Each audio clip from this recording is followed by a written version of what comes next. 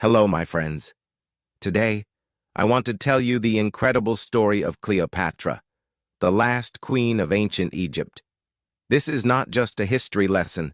It's a journey back in time, filled with drama, power, love, and ambition. Cleopatra was one of the most famous women in history, and her life is like an exciting movie. So sit back, relax, and enjoy this amazing story. Perfect for your English practice, and I promise you will love every moment of it. Chapter 1. Cleopatra's Early Life. Over 2,000 years ago, in 69 BCE, a baby girl was born in Alexandria, Egypt. This baby's name was Cleopatra VII, and she would grow up to become a queen like no other. But before she ruled, she was just a little girl with big dreams. Cleopatra was born into a royal family called the Ptolemaic dynasty. This family had ruled Egypt for many years, but they were not originally from Egypt. They came from Greece. Cleopatra's ancestor, Ptolemy I, was one of Alexander the Great's generals, and he became the king of Egypt after Alexander's death. So Cleopatra's family was both Greek and Egyptian. Cleopatra's father was King Ptolemy XII, and her mother might have been Cleopatra V. But historians are not completely sure about her mother's identity. Cleopatra grew up in a palace surrounded by luxury. She had servants, beautiful clothes, and the best education. But life in a royal family was not as easy as it seemed. There was always danger. Family members fought for power and sometimes even killed each other to become king or queen. From a very young age, Cleopatra learned that knowledge was power.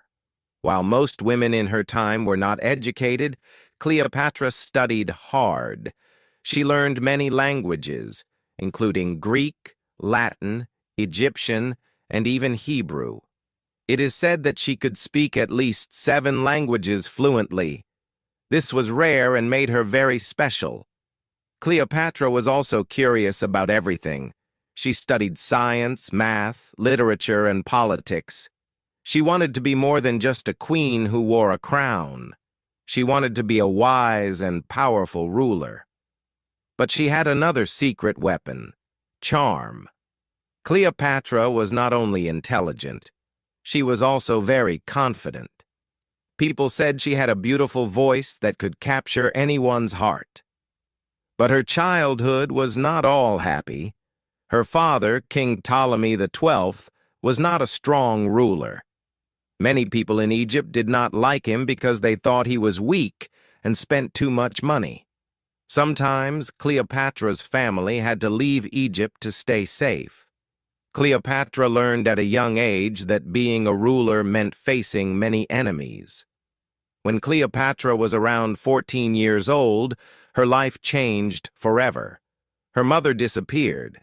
Some say she died, while others believe she was killed. Cleopatra's father became very sick, and soon Cleopatra would have to fight for the throne. She was still a teenager, but she was already preparing to become queen. What made Cleopatra different from other rulers was her deep love for Egypt. Even though she was part of a Greek family, she respected Egyptian traditions. She was the first Ptolemaic ruler to learn the Egyptian language, and she even presented herself as the goddess Isis, a powerful figure in Egyptian mythology. By the time Cleopatra was a young woman, she was ready to rule. But ruling Egypt would not be easy. She had enemies inside and outside her family. She knew she would have to be brave, clever, and strong. And so, the story of Cleopatra's rise to power begins. Chapter 2. Cleopatra becomes queen. Cleopatra was no ordinary young woman. From the moment she was born, her destiny was to rule, but becoming queen was not easy. It was a path full of danger, betrayal, and clever plans. Let me tell that how Cleopatra became the queen of Egypt. When Cleopatra was 18 years old, her father, King Ptolemy XII, passed away. In his will, he declared that Cleopatra would rule Egypt, but not alone. She had to share the throne with her younger brother, Ptolemy XIII, who was only 10 years old. Yes, in ancient Egypt it was common for siblings to rule together even if they were very young, but Cleopatra didn't want to share her power. She believed she was more capable and smarter than her brother. She had studied languages, history, and politics, while her brother was just a child with no experience. Cleopatra knew she had to take control if she wanted to protect Egypt and rule it the way it deserved. At first, Cleopatra tried to work with her brother, but soon their advisors started plotting against her. The advisors didn't like the idea of a strong and intelligent woman ruling Egypt. They wanted Ptolemy XIII to have all the power because he was easier to control. Cleopatra's life quickly became very dangerous. She was forced to leave the royal palace and flee to the desert. Imagine this: Cleopatra, the rightful queen, wandering in the hot, dry desert with only a few loyal followers. She had no home, no army, and no throne. But Cleopatra was not the kind of woman who gave up. While she was in exile, Cleopatra began to make a plan. She knew she couldn't take back her throne alone. She needed help, and she had to think fast. Luckily, at this time, a powerful Roman general named Julius Caesar arrived in Egypt. Caesar was one of the most famous and influential men in the world, and Cleopatra saw an opportunity. Cleopatra decided to meet Caesar, but she knew she had to do something dramatic to grab his attention.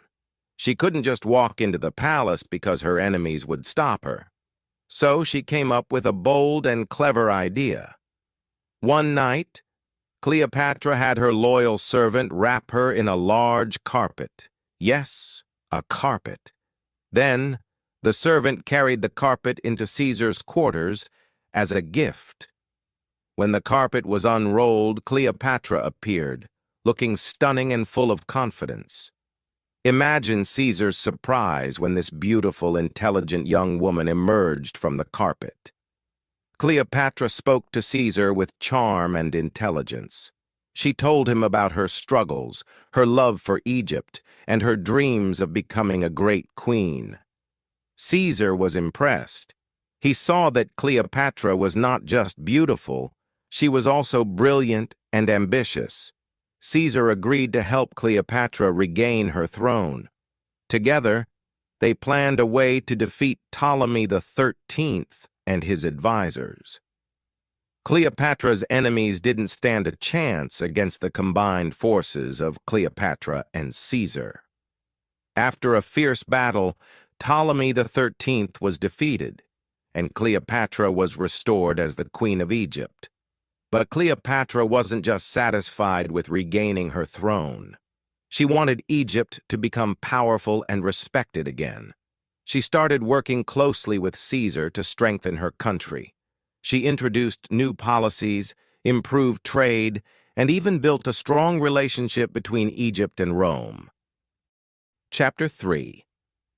Cleopatra and Julius Caesar. Cleopatra was now the Queen of Egypt, but her life was far from peaceful. She had won her throne back with the help of Julius Caesar, one of the most powerful men in Rome. But their story wasn't just about politics. It was also about love, ambition, and danger. After Cleopatra defeated her brother, Ptolemy XIII, with Caesar's help, she became the most powerful person in Egypt. But she didn't want to just rule Egypt. She wanted to make her country strong and respected across the world. She knew that having Caesar by her side could help her achieve her dreams. Cleopatra and Caesar spent a lot of time together after the battle. Cleopatra admired Caesar's strength, intelligence, and ability to lead armies. Caesar admired Cleopatra's beauty, charm, and clever mind. Even though Caesar was much older than Cleopatra, he was around 52 years old while Cleopatra was only 21, their connection was strong. Cleopatra invited Caesar to stay in Egypt, and he agreed. Together they explored the beautiful city of Alexandria, sailed along the Nile River, and talked about their plans for the future. Cleopatra showed Caesar the rich culture and history of Egypt, and Caesar was impressed. He saw that Egypt was not just a land of deserts and pyramids, it was a powerful and wealthy country with great potential. During this time, Cleopatra became pregnant. In 47 BCE, she gave birth to a son, whom she named Ptolemy Caesar, but people called him Caesarion, which means Little Caesar. Cleopatra believed that Caesarion would one day unite Egypt and Rome, creating a powerful empire.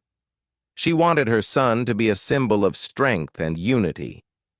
But their happiness didn't last long. Cleopatra and Caesar's relationship caused a lot of problems. Many people in Rome didn't like the idea of Caesar being so close to a foreign queen. They thought Cleopatra was trying to take control of Rome through Caesar. Some even called her a dangerous temptress. Caesar decided to return to Rome, but he didn't leave Cleopatra behind. Instead, he invited her to come with him. Cleopatra, always bold and fearless, agreed. She traveled to Rome with Caesarion and a grand entourage. Imagine the scene. Cleopatra arriving in Rome with golden chariots, exotic animals, and beautiful Egyptian servants. She wanted to show the Romans the wealth and power of Egypt. In Rome, Cleopatra lived in a luxurious villa provided by Caesar. She attended banquets, met important Roman leaders, and even influenced Roman fashion with her Egyptian style. But not everyone welcomed her. Roman women were especially unhappy because Cleopatra was so different. She was confident, glamorous, and unafraid to stand out. While in Rome, Cleopatra witnessed Caesar's rise to power. He declared himself dictator for life, meaning he had complete control over Rome. Cleopatra hoped that this would strengthen their alliance, but trouble was brewing. Many Roman senators were unhappy with Caesar's growing power, and they started plotting against him. In 44 BCE, something terrible happened. Julius Caesar was assassinated by a group of senators who feared he was becoming too powerful. They stabbed him in the Roman Senate, and his death shocked the world. Cleopatra was devastated. She had lost her greatest ally and the father of her son. Cleopatra knew that her life was in danger. Without Caesar, she had no protection in Rome. Many people saw her as a threat, and she had to act quickly. She gathered her servants, her son, and all her treasures, and fled back to Egypt. Back in Egypt, Cleopatra was determined to stay strong. She mourned Caesar's death, but didn't let it stop her. She continued to rule Egypt with wisdom and courage. She strengthened her army, improved the economy, and prepared for whatever challenges would come next. Cleopatra also made sure to protect her son, Caesarion. She wanted him to grow up as a strong leader who could one day fulfill her dream of uniting Egypt and Rome. She taught him about politics, strategy, and the responsibilities of being a ruler. But Cleopatra knew that Egypt was still in a dangerous position. Rome was the most powerful empire in the world, and Egypt needed a strong ally. Cleopatra began to look for new ways to protect her country and her throne. This chapter of Cleopatra's life was filled with love, loss, and survival. She had faced one of the greatest tragedies of her life, but refused to give up. Chapter 4. Cleopatra and Mark Antony. Cleopatra's life took another exciting and dramatic turn after Julius Caesar's death. This chapter is about Cleopatra's meeting with Mark Antony, one of the most powerful leaders in Rome, and how their story became one of the most famous love stories in history. After Julius Caesar died, Rome was in chaos. Many powerful men were fighting to take control of the empire. Among them were Mark Antony, Octavian, Caesar's adopted son, and Lepidus. Together they formed the Second Triumvirate to rule Rome, but it was clear they didn't trust each other. Mark Antony was a brave soldier and a skilled leader. He was strong, handsome, and very confident. He was also charming, and people admired him. Mark Antony had heard about Cleopatra, the beautiful and intelligent queen of Egypt, but they had never met. At this time, Mark Antony wanted Egypt's support because Egypt was a rich and powerful country. Cleopatra, on the other hand, wanted to protect Egypt from Rome's growing power. She knew that building a strong alliance with Mark Antony could help her achieve that. One day, Mark Antony sent a message to Cleopatra. He wanted her to meet him in Tarsus, a city in modern-day Turkey, to discuss their alliance. Cleopatra knew this was her chance to impress Antony, and she planned something unforgettable. When Cleopatra arrived in Tarsus, she didn't just come as an ordinary queen. She made a grand entrance that would leave everyone speechless. Cleopatra sailed to Tarsus on a golden ship with silver oars and purple sails. She dressed as the goddess Aphrodite, the goddess of love and beauty, and surrounded herself with beautiful servants dressed as gods and goddesses. The air was filled with the sweet smell of perfumes and flowers. When Antony saw Cleopatra, he was amazed. He had never seen anyone like her. She was confident, intelligent, and beautiful. Cleopatra spoke to Antony with charm and wit, and he couldn't take his eyes off her. That meeting was the beginning of their powerful and passionate relationship. Cleopatra invited Antony to come to Egypt, and he accepted. In Alexandria, they spent time together, enjoying lavish banquets, parties, and games. Cleopatra showed Antony the beauty of Egypt and its rich culture. They laughed, shared stories, and made plans for the future. Antony fell deeply in love with Cleopatra, and she fell in love with him too. Together, they dreamed of creating a great empire that would rule both Rome and Egypt. Cleopatra believed that with Antony by her side, she could protect Egypt and make it more powerful than ever. But their relationship wasn't just about love. It was also about politics. Antony needed Cleopatra's wealth and resources to support his military campaigns, and Cleopatra needed Antony's power to protect Egypt. They both knew that they were stronger together. Cleopatra and Antony's love grew stronger, and they even had 3 children together: a son named Alexander Helios, a daughter named Cleopatra Selene, and another son named Ptolemy Philadelphus. Cleopatra was proud of her family and believed her children would one day rule a great empire. However, not everyone was happy about their relationship. In Rome, Antony's alliance with Cleopatra made many people angry, especially Octavian. Octavian saw Cleopatra as a threat and accused her of trying to take control of Rome. He began spreading rumors that Cleopatra had bewitched Antony with her beauty and charms. Antony's alliance with Cleopatra also caused problems in his personal life. He was already married to Octavian's sister, Octavia, but he chose to stay with Cleopatra instead. This created tension between Antony and Octavian, and their rivalry grew stronger. The tension between Antony and Octavian eventually led to war. Octavian declared Cleopatra and Antony enemies of Rome, and sent his army to fight them. Cleopatra and Antony prepared for battle, knowing that everything they had worked for was at stake. Chapter 5. The Fall of Cleopatra and Mark Antony. Cleopatra and Mark Antony were ready to fight for their love, their dreams, and their kingdoms. They stood together as a powerful couple, determined to protect everything they had built. But their final chapter was filled with betrayal, heartbreak, and courage that would inspire people for centuries. Octavian, their greatest enemy, was determined to destroy Cleopatra and Antony. He wanted to take control of Egypt and stop Antony from gaining more power.